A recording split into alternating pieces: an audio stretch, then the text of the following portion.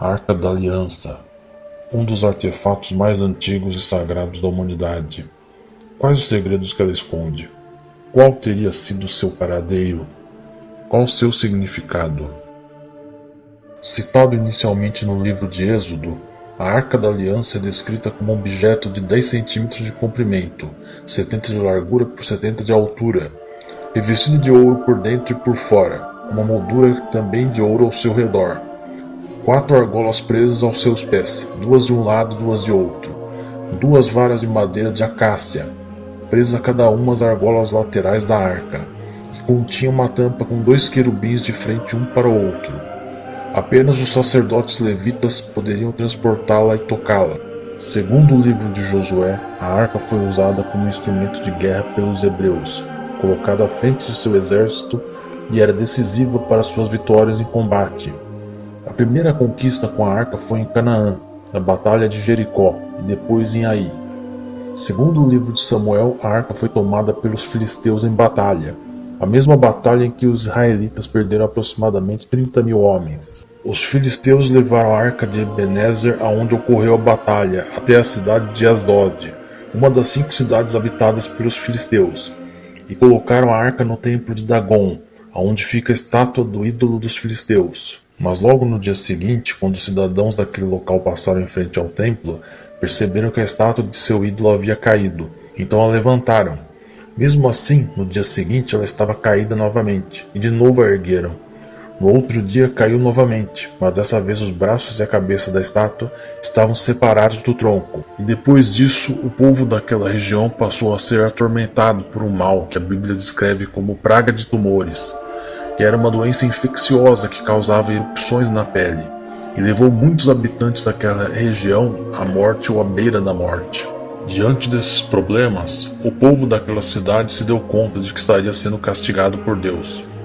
Então os governantes das 5 cidades dos filisteus se reuniram para decidir o que fariam com a arca. Resolveram levá-la para Gate, uma outra cidade dos filisteus. Logo que a arca chegou ali, começou a causar tormento àquele povo também, que passou a sofrer com a mesma praga. Então decidiram enviar a arca para a cidade de Ecrom. Mas logo que a arca chegou lá, o povo dali, temendo o que poderia acontecer, se manifestou contrário à permanência da arca na cidade.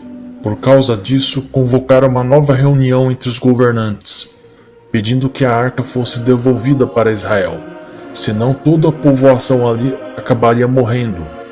E ainda durante 7 meses a arca permaneceu na Filistéia, e os filisteus chamaram os sacerdotes perguntando o que fariam quando devolvessem a arca para sua origem.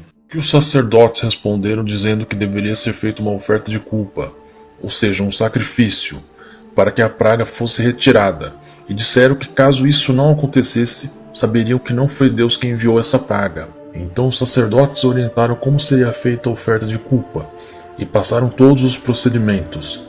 A arca foi levada para fora da Filistéia, na cidade de Bet-Semes. Aproximadamente 70 homens dessa cidade morreram fulminados ao tentar ver por curiosidade o que tinha dentro da arca, o que causou desespero naquele povo que clamava por Deus e não sabiam para onde enviar a arca. Enviaram mensageiros para uma cidade vizinha chamada de Kiriat-Jearim, dizendo que os filisteus tinham devolvido a arca e pedindo para buscarem ela.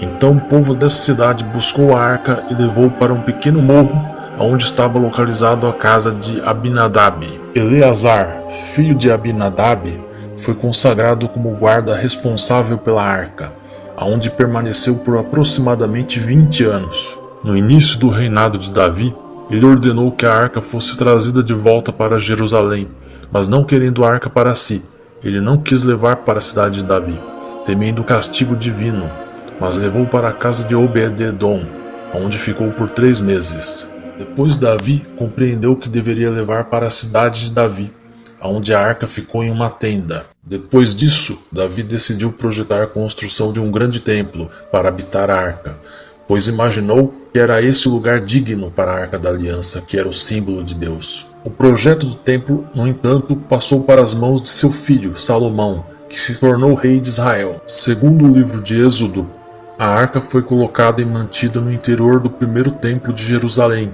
em um lugar chamado Santíssimo, considerado o local mais sagrado do templo. e somente o sumo sacerdote poderia entrar nesse lugar, e apenas uma vez por ano e somente no dia da expiação.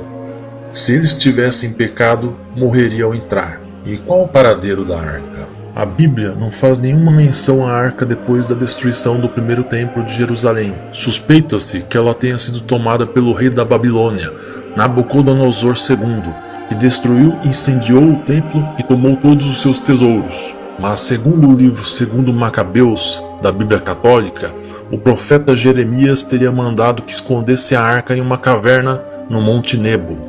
Nós nunca saberemos o destino desse artefato que até hoje gera muita discussão.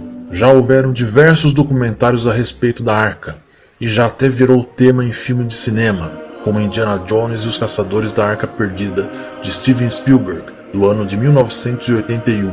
Mas a Arca da Aliança continuará sendo sempre um fascinante mistério, que intriga diversos historiadores e arqueólogos ao redor do mundo. Deixe seu comentário. Deixe sua avaliação, é muito importante para nós. Obrigado pela audiência. Até mais.